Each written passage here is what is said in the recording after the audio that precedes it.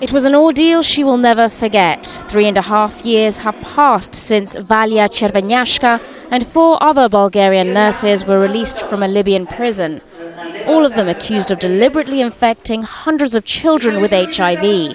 A claim refuted by several foreign medical reports who said that poor hygiene and reused syringes were the most likely cause of the infection.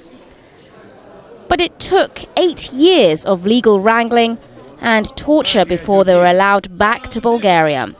Today, working as a pediatric nurse in a northern Bulgarian town, Valia Chervenyashka has put the torment behind her, but she still bears the scars of her time as a prisoner in Libya. In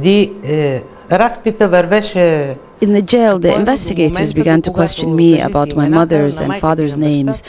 Then they started to ask me about AIDS. I told them I didn't know any more than anybody else. And they said, "What do you mean you don't know? You don't know?" They put a pole behind my knees like that, my legs and my arms tied up like this, and they lifted me. I was hanging like an animal. And they started to beat me on my feet with a pipe.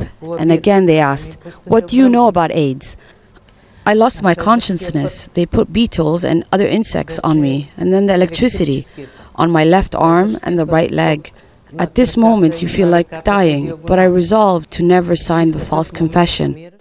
Well, it took a while for your government to react. You must have been thinking through all this time, what's taking them so long?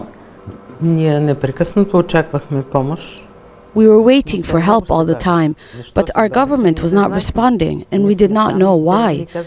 All the time, the policemen were saying that they will kill us because we are criminals. And then help came really late when Saif al-Islam, on behalf of his NGO, took the matter to the Bulgarian embassy. Saif al-Islam and his father Gaddafi were playing the good and the bad cop. Years of imprisonment left the nurses in doubt as to whether they would ever leave Libya alive. Their final release left Cristiana Vulcheva bewildered. All of us, we were the same, with the same feeling.